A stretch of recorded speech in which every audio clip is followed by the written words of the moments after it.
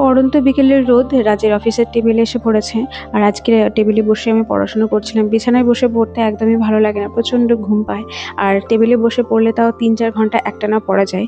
আর আমি যখন পড়তে বসি তখন আশেপাশে ছোট ছোট এই গাছগুলো আমি রাখি যাতে আমাকে পজিটিভ ভাইব দেয়। তাছাড়া আমি মোবাইলে রিল দেখতেই ব্যস্ত। আজকে আমার গাছে এত সুন্দর ফুল ফুটেছে, আমি ভিডিও না করে থাকতে পারলাম না। সারাদিন পড়াশোনা করার পর বোর হয়ে গেছিলাম, তো রাজকে বললাম চলো বাইরে থেকে ঘুরে আসি।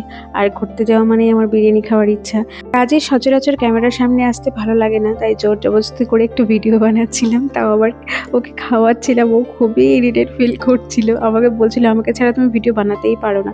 তারপর আবার জিমে ভর্তি হয়েছিল অনেক দিন হলো, অনেক দিন থেকে ওর বডিটা আমি নিজেও খেয়াল করি না। এখন তো আমি সব ছেড়ে দিয়েছি, জিমেও যাই না, যোগাতে ভর্তি হয়েছিলাম, তাও আমি এখনো করার সময় পাই না। শুধু একটা মাত্রই লক্ষ্য, এখন আমাকে শুধু পড়তে হবে আর আমাকে চাকরি নিতে হবে। থেকে বেশি কিছু আমি আর কনসেন্ট্রেট করতে পারছি না। তাই আজকে এই পর্যন্ত, দেখাচ্ছি অন্য ব্লগে, টাটা।